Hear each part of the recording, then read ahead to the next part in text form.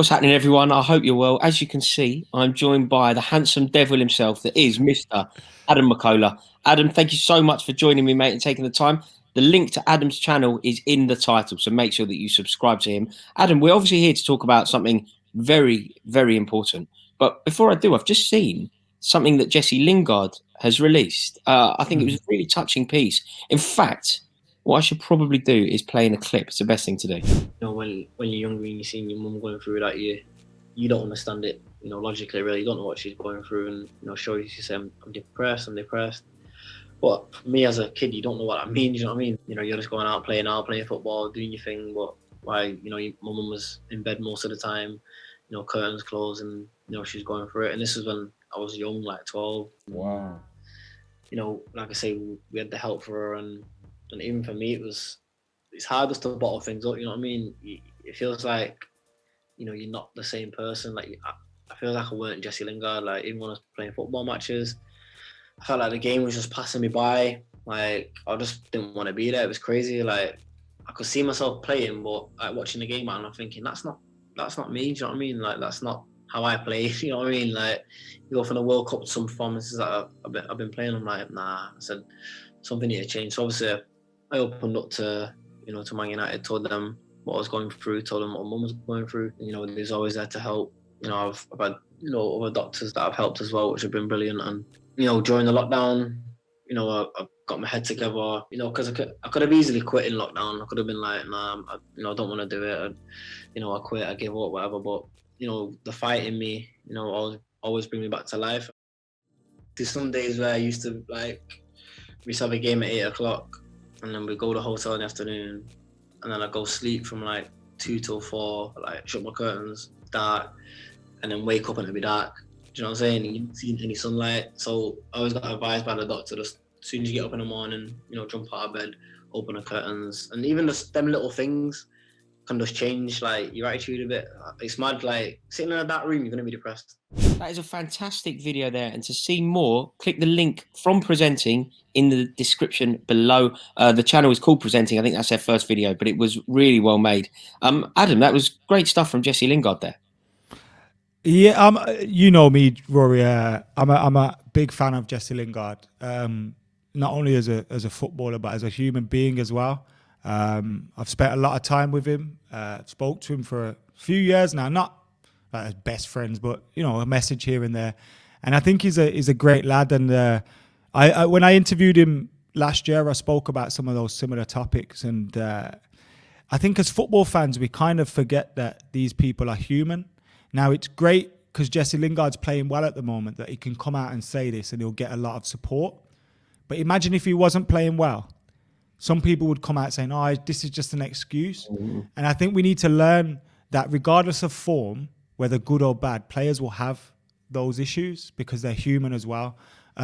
So hats off to Jesse for being able to speak about it. And I think is a good lad, man. He's a good lad. Yeah, absolutely. And a damn good player as well. Adam, now what we actually need to discuss is the goings on today at Carrington. I think that Manchester United fans have kind of picked up where Chelsea fans left off and are trying to make their feelings known to their owners. And obviously, football supporters across the world are with Manchester United fans here in spirit. What do you know about the events from Carrington this morning?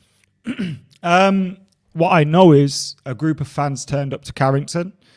They walked into the training ground. These are the reports that you're hearing. They had banners, they had flags, which showed what they thought about the 50+1 deal, about the Glazers, about things like that, making our voices heard. They took pictures around the training ground, and then Solskjaer and I think Carrick came out to see him, had a word with them, and they left.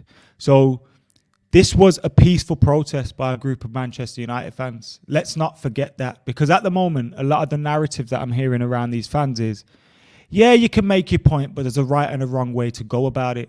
Well, there was nothing wrong with the way they went about it. You can call it trespassing if you want, but Manchester United's training ground, that's our training ground.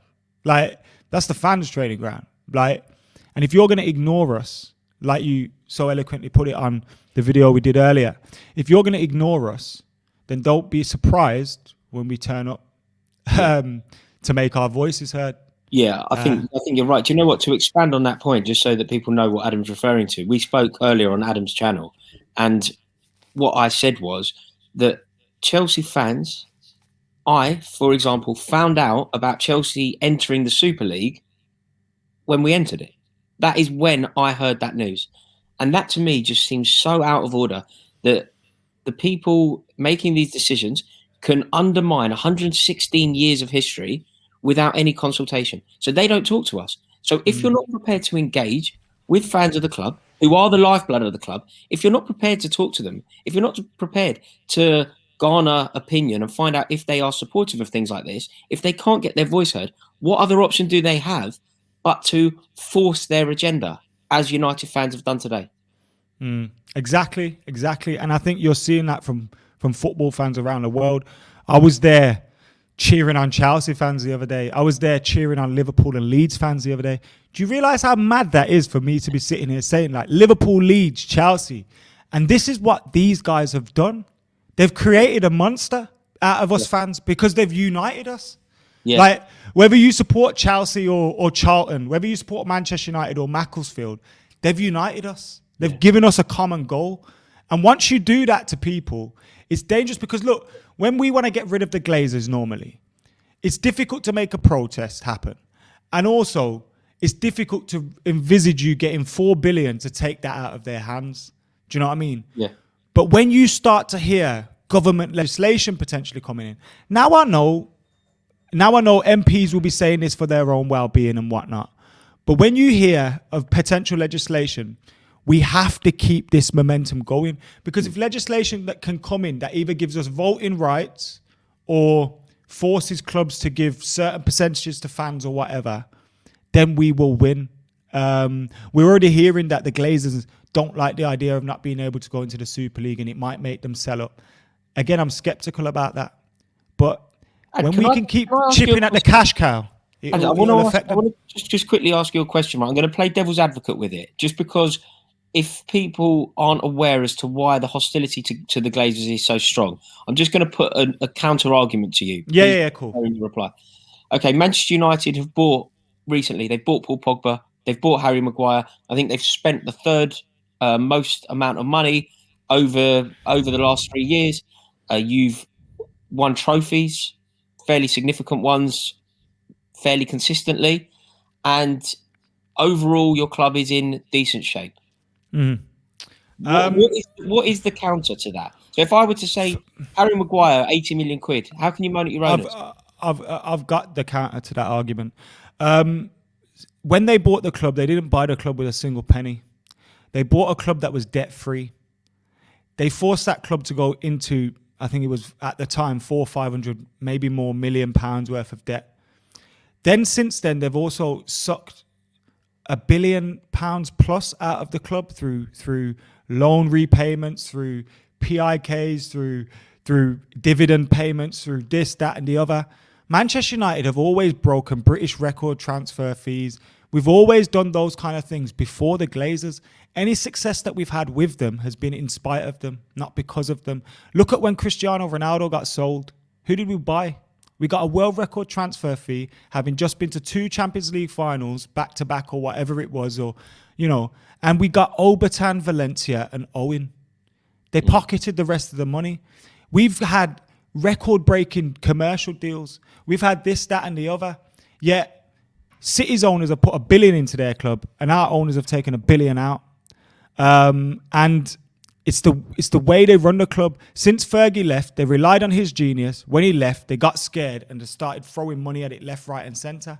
They employed Ed Woodward, an accountant, to run our football club. Yeah, that says all you need to know. So that anger now is manifesting itself, and there's obviously today it's culminated in the events at the training ground. But there's an actual demonstration planned for Saturday. Mm-hmm. There was a demonstration planned on Saturday. At Old Trafford, Saturday, 3 p.m. I'm also hearing talk about a potential demonstration around the Manchester United-Liverpool game as well. But what needs to happen is we need to keep this momentum going from the Chelsea fans, Liverpool, Leeds fans, all of these guys.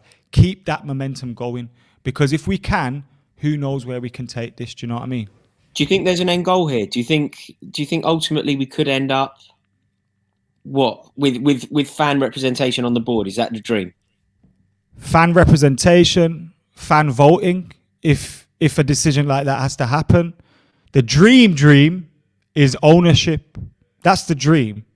Yeah. And I don't mean me being an owner. I mean fans, like, you know, fans being the owner.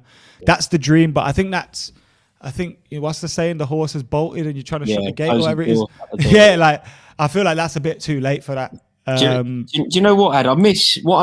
You know how you were saying there, oh, it's great to have, you know, or it's not so great, but we're all kind of in the same boat now, and you're supporting Chelsea fans and Liverpool fans and Leeds fans and whatever. Do you know what I really miss? I miss just passionate football debate. Like, I want to have an argument with you on the kickoff about football. Like, we need something like that, don't we? Yeah. Most definitely. I mean, I saw the video the other day with you guys, and I was just thinking, like, this ain't right.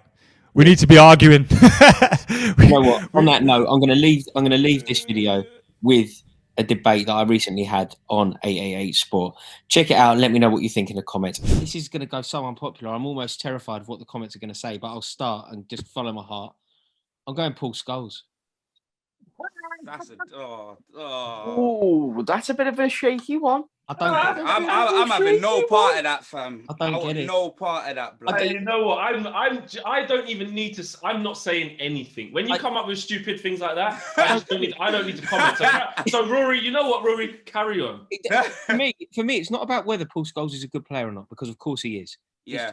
It's just I think he is overrated. I think that he should never be mentioned among. I think, you know, people go Lampard, Gerrard, or Scholes. That isn't how it should be. It's Lampard or Gerrard. I'll have that debate. Scholes is not part of that. He's just not part of that at all. Yeah, so my issue, and it isn't an issue. I concede that Paul Scholes... It is an issue. It's an agenda. It's stupidity. That's what it is.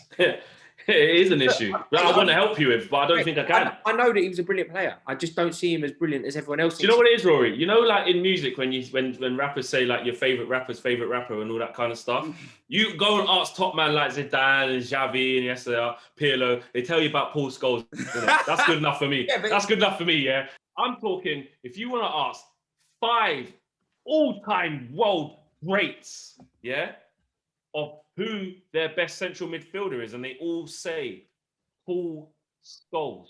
As always, Adam McKola, thank you so much for coming on. The link to everyone stick together. We got this, you know. We got it. Adam, thank you so much for joining, mate. I'll see you soon. Love you, bro.